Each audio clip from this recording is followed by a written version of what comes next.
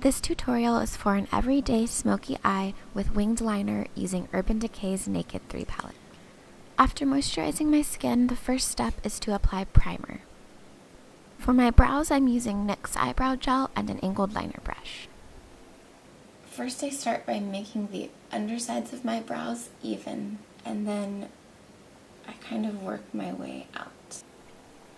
I focus on filling in any areas where the hairs are sparse, as well as evening out the shape on each side.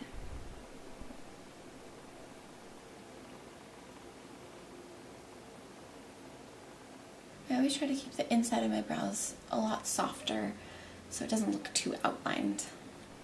To keep the inside of my brows soft, I don't pick up any new product, and I lightly tint the skin underneath my brow hairs. Benefits Give Me Brow. I comb the inside of my eyebrows straight up, and the rest I comb out to the side. This eyebrow gel combs the hairs in the same direction and holds them in place. This makes my brows look much more polished. A little bit lighter than skin color matte eyeshadow and a flat eyeshadow brush. This is my favorite shade to use on my brow bone. Having this base will also make blending in the crease colors a lot easier. I use this eyeshadow to clean up my eyebrows without using a thick concealer.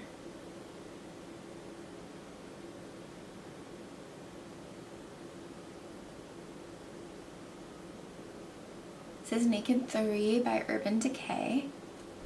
With a dome-shaped shadow brush, I'm using Trick all over my eyelid. This dome-shaped brush picks up a lot of shadow, but it's still very easy to control. This brush is perfect for shimmery colors like this gold. Next, I'm taking Limit on this Sephora crease brush. I'm starting in the darkest part of my crease and diffusing the shadows upwards towards my brows.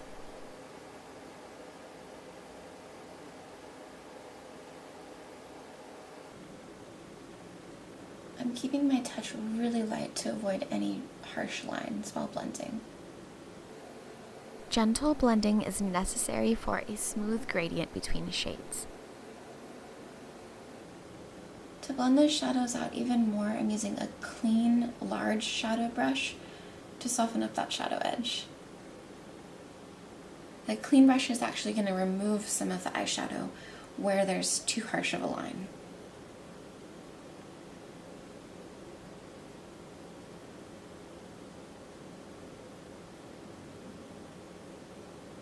This is a little bit more of that Lorac beige shadow.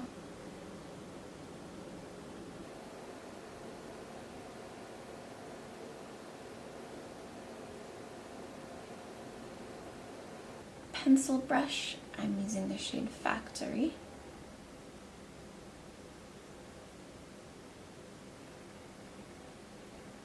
I like using the pencil brush to apply first because you can really concentrate the areas you want to be darker. Using a larger fluffy brush would kind of diffuse the darker shadow all over and give you kind of a black eye look. Alright, with another clean eyeshadow brush, this is my favorite brush ever from Coastal Scents. I'm going to blend on the edges of where those outlines are. And the goal here is just to soften the edges rather than smear around all of the eyeshadow I just applied. So I just really gently work it around the edges.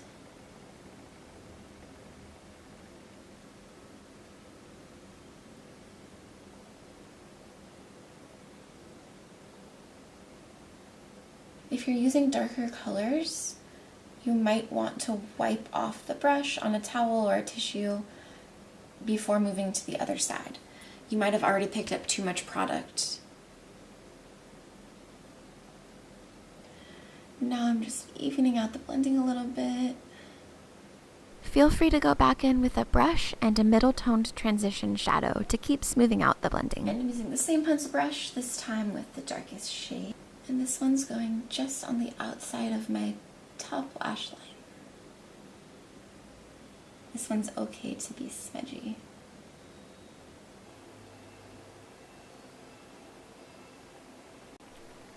I want the darkest shadow to be at the outer corners of my eyes, so I apply the darker shadows there and then blend outwards. Next shade I'm using is Liar. This one I'm using on the outside of my eyelid and a little bit around the outer V.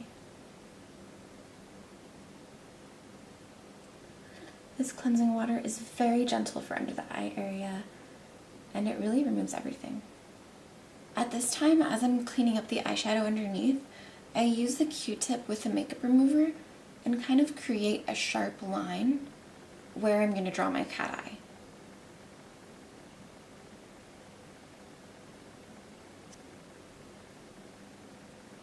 Ideally, if the lines are the same on both sides, it'll make it really easy to just follow the line of your eyeshadow with your eyeliner. I'm using a small detail brush with the lightest shade right around the tear ducts.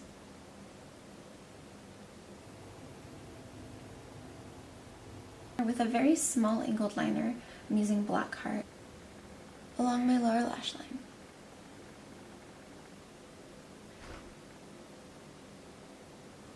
I'm using my favorite gel liner from Inglot and my Bobbi Brown eyeliner brush. I work the eyeliner in small strokes along the lash line for maximum control. And then I go back with more sweeping strokes to smooth over any uneven areas.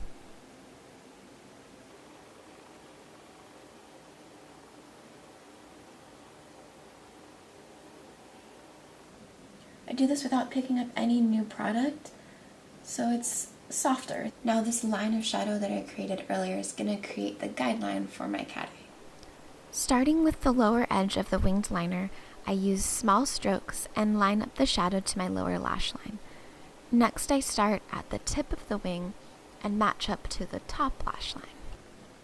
To help me make my liner as even as I can, I work slow and I check out both eyes in a mirror as often as I can.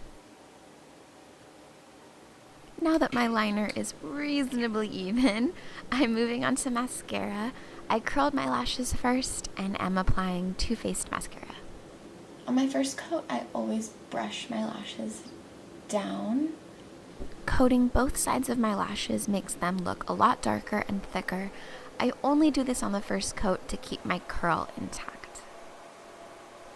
As you can see, after I comb my lashes down, I spin the wand as I comb upwards for extra separation and lift.